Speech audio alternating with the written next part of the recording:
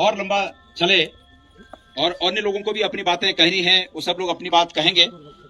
शांतिपूर्वक सब अपनी बात कहें। उससे पहले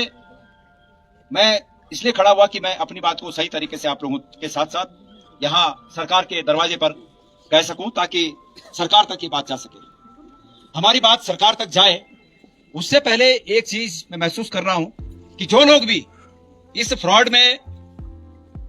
प्रभावी हैं, जिन पर ये कुप्रभाव पड़ा है, जो लोग प्रभावित हुए हैं, जिन लोगों को ठगा गया है, उन लोगों की आपस की एकता बहुत आवश्यक है। अगर वो लोग आपस में टूटेंगे तो निश्चित रूप से ये लड़ाई कमजोर पड़ेगी, ये समझ लेना। हम एक राजनीतिक दल से हैं और निश्चित रूप में हम एक राजनीतिक दल से हैं तो हम उन लोगों के साथ इसलिए खड़े हैं कि समाज में जब ये परिलक्षित होता है कि एक वर्ग किसी बात से प्रभावित हो रहा है, नुकसान उस वर्ग को हो रहा है और सरकार उस पर ध्यान नहीं दे रही है, तो विपक्ष का ये राजनीतिक धर्म है कि हम यहाँ पर खड़े हों और हमारी बात को सरकार के दरवाजे पर हम कहें और ये बात सरकार के कानों तक जाए। हमारा ये प्रयास है। लेकिन अतीत से लेकर अब तक जितने आंदोलन हुए वो इस बात के प्रमाण हैं कि अगर उनमें से किसी आंदोलन में आंदोलनकर्ताओं में आपस में फूट पड़ गई तो वो आंदोलन अंजाम तक नहीं पहुंचते, क्योंकि आपके आपस की फूट को पता नहीं कितने लोग इंतजार से देख रहे होंगे कि इनमें आपस में फूट पड़े और ये मामला वहीं का वहीं शांत हो जाए। मैं आपको सचेत करना चाहता हूं तमाम लोगों को जो इस पूरे प्रकरण में ठगे गए हैं। मैं उन सब लोगों को इस सोशल मीडिया के माध्यम से सचेत करना चाहता हूं, पूरे उत्तराखंड के उन लोगों से, कि आपको एक होने की आवश्यकता है। ये साधारण बात नहीं है कि एक व्यक्ति दिल्ली के कृषि मंत्रालय से रजिस्ट्रेशन कराकर उत्तराखंड में सहकारी समिति के माध्यम से बैंकिंग का कारोबार करता है और खबरों में यह है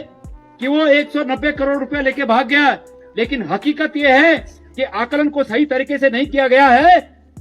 जिस दिन घर घर से आदमी कहेगा कि मेरा इतना, तो ये टोटल कहीं हजारों करोड़ से ऊपर न पहुंचे। इसलिए उस बड़े आदमी के साथ संघर्ष करने के लिए सबकी एकता बहुत आवश्यक है। आज मंडल मुख्यालय पौड़ी से उन सब लोगों को मैं ये आह्वान करना चाहता हूं कि वो सब एक रहें, आपस में एक दूसरे पर छींटाकशी न करें। गलती हुई होगी, लेकिन एक बहन ने सही कहा कि भाई हम तो वो लोग हैं कि हमको हस्ताक्षर करने तक नहीं आते, लेकिन जिनको इस बात के लिए नियुक्त किया गया है कि वो जनता के साथ ठगी न होने दें, वो क्या कानों में तेल डालकर सोए हुए थे? आज सरकार से लोग मांग ये कर रहे हैं, सरकार से ये नहीं मांग कर रहे हैं कि ये कैसे हुआ, सरकार से ये मांग ज्यादा कर रहे हैं कि जो हुआ, लेकिन कम से कम सरकार जागे और बैंकों में उस कंपनी का जहां भी पैसा पड़ा है और इस प्रदेश में और देश में जहां भी उनकी संपत्ति है, उस संपत्ति को अपने अधीन लेके और इन लोगों का पैसा वापस दिया जाए, ये मांग है। और मैं होली के 2 दिन पहले एक दिन श्रीनगर के रास्ते अपने गांव जा रहा था, पैठानी। मुझे रास्ते में कुछ बहनें मिली और उन्होंने कहा कि भाई जी हम ठगे गए। मैंने उस पूरे प्रकरण को देखा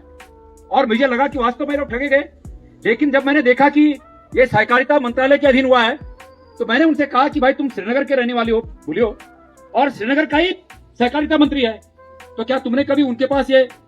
खबर नहीं पहुंचाई कि भाई ये हमको ठगा गया है, इस मंत्रालय के अधीन एक रजिस्ट्रेशन किसी समिति ने करके हमको ठग दिया? तो उन्होंने कहा कि हमने बात करने की कोशिश की लेकिन हम सफल नहीं हो पाए बात करने में। तो मैंने उनसे कहा कि परसों 13 तारीख को वो लोग होली खेलने के लिए श्रीनगर आ रहे हैं और होली खेलने के लिए श्रीनगर आ रहे हैं